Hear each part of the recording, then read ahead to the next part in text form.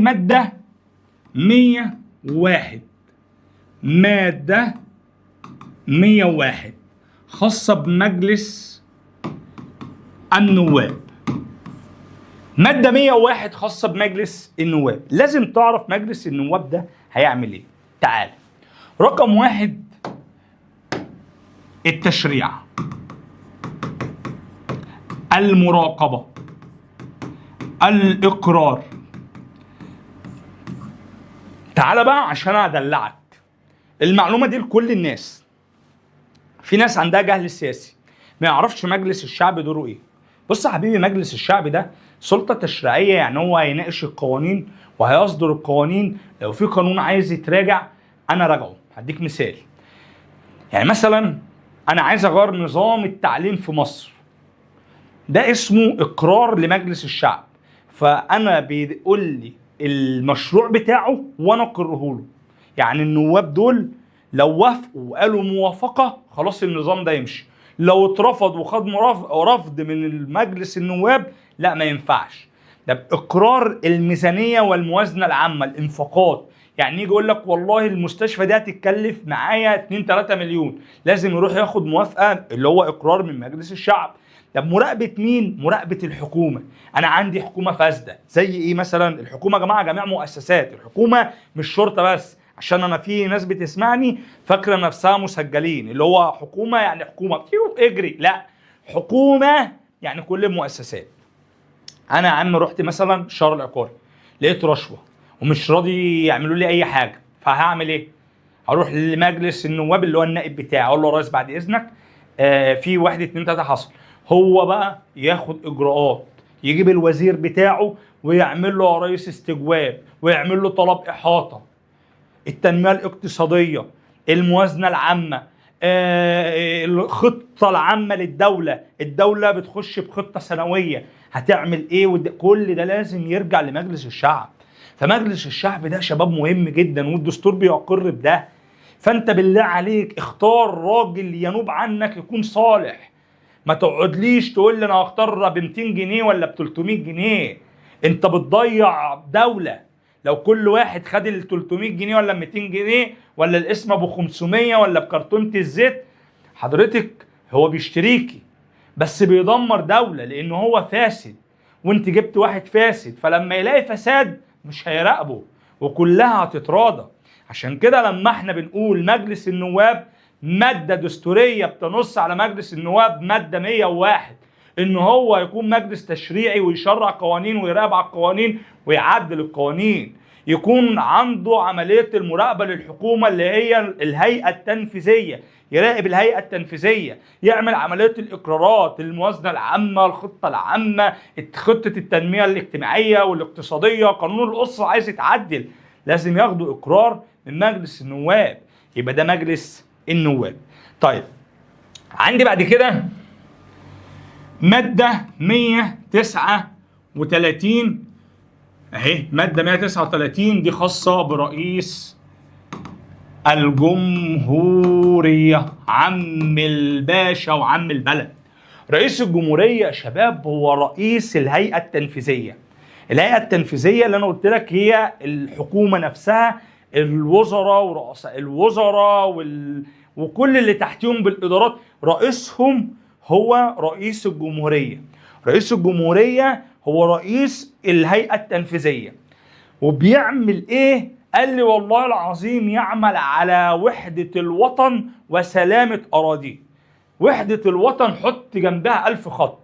وحدة الوطن أنا عندي مسلمين ومسيحيين، عندي أقلية وأغلبية، عندي بيض وعندي سود، ما يكونش فيه تفرقة، لازم يبقى فيه مساواة، يبقى هو بيوحد الوطن. استقرار أراضيه، الأرض اللي أنا عايش عليها بفضل الله فيها رئيس جمهورية ما تتهزش، ما تتهزش، لأن الأرض ثابتة.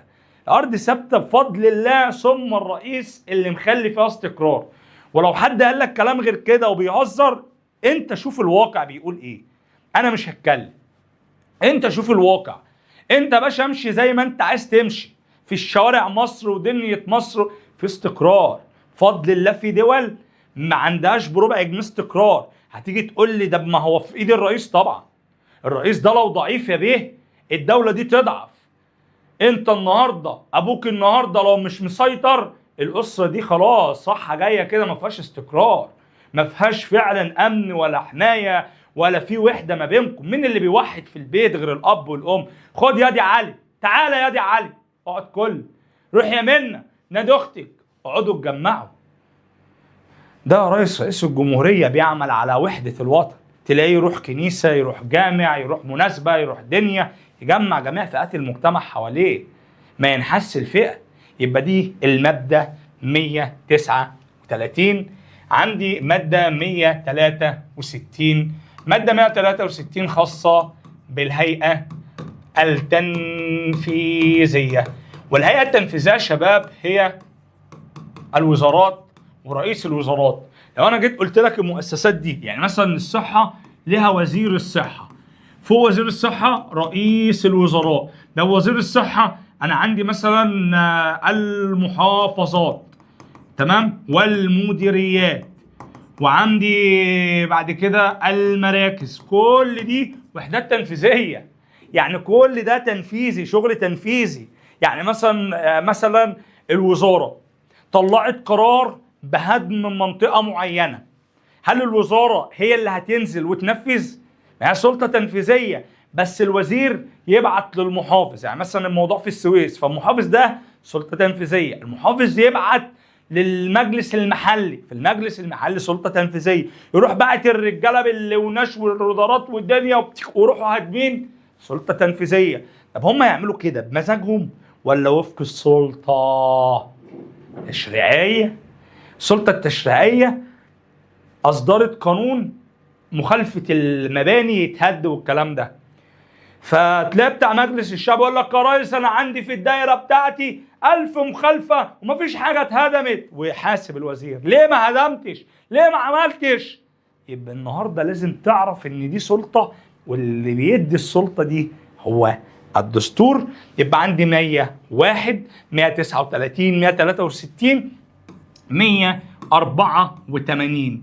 مادة 184 يا شباب بتتكلم عن ايه؟ بتتكلم عن الهيئة القضائية. الهيئة القضائية المحاكم بمختلف تخصصاتها وانواعها. القضاء سلطة مستقلة يا شباب، والقضاء ليه انواع وليه تخصصات، حكم الأسرة والمدني والجنائي والدستوري. تلاقي النهارده يا ريس لو الرئيس نفسه والأرض اللي احنا عايشين عليها تشهد أخطأ وظلم وزرع الفساد في الأرض، هيتحاسب قدام القضاء بالقانون والدستور. المواطن اللي هيغلط هيتحاسب مهما كان هو مين قدام القضاء، والأرض اللي احنا عليها تشهد. علشان كده انا عندي السلطة، من غيرها مش هيبقى عندي إدارة دولة ولا إدارة شؤون دولة، مش هيبقى عندي حماية واستقرار، مش هيبقى عندي محافظة على الحقوق، مش هيبقى عندي إلزام المواطنين بواجباتهم، مش هيبقى عندي فض المنازعات بين الناس وبين الأشخاص وبين المؤسسات. أنا عندي قانون دولي وقانون عام. عندي السلطة النهاردة القضائية مختصة بكل القوانين اللي هي بتبدأ تحكم بيها بين الناس. وهنا اوعى تنسى ان السلطة لازم يبقى ليها سيادة. ويلا بينا.